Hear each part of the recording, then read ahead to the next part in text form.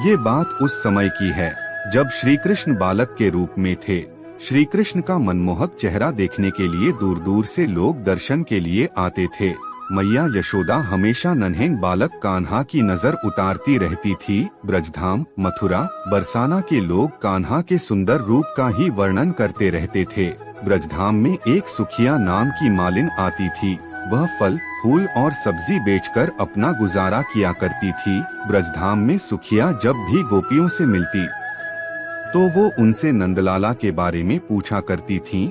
बाल कृष्ण की लीला सुनने में सुखिया को बहुत आनंद आता था। उसका मन भी बाल कृष्ण के दर्शन करने को तरसता था। सुखिया श्री कृष्ण को देखने के लिए घंटों तक नंद बाबा के महल के सामने खड़ी रहती थी, लेकिन उसे श्री कृष्ण के कभी दर्शन नहीं हो पाते थे और शाम होते ही वे निराश होकर वापस अपने घर चली जाती। रात को खाना खाते वक्त भी वे नंदलाला के बारे में सोचा करती थी।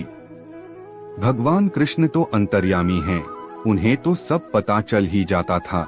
जब उन्हें पता चला कि सुखिया उनकी परम भक्त है तो उन्होंने सुखिया को दर्शन देने का निर्णय लिया। अगले दिन सुखिया ने नंद महल के सामने आवाज दी, फल ले लो फल। सुखिया की आवाज सुनकर श्री कृष्ण दौड़े चले आए। नंदलाल को अपने सामने देखकर सुखिया की खुशी का कोई ठिकाना न रहा।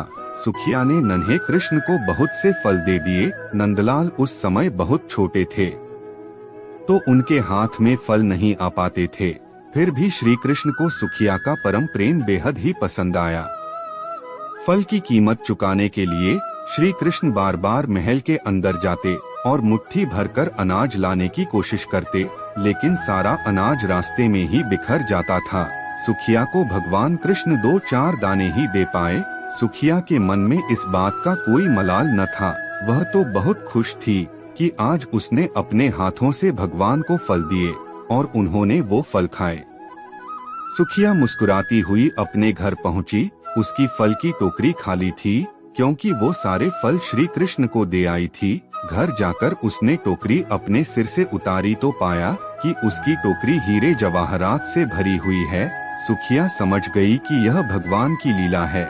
उसने मन ही मन बाल गोपाल को धन्यवाद दिया। इस तरह श्री कृष्ण ने अपनी परम भक्त सुखिया का उद्धार किया।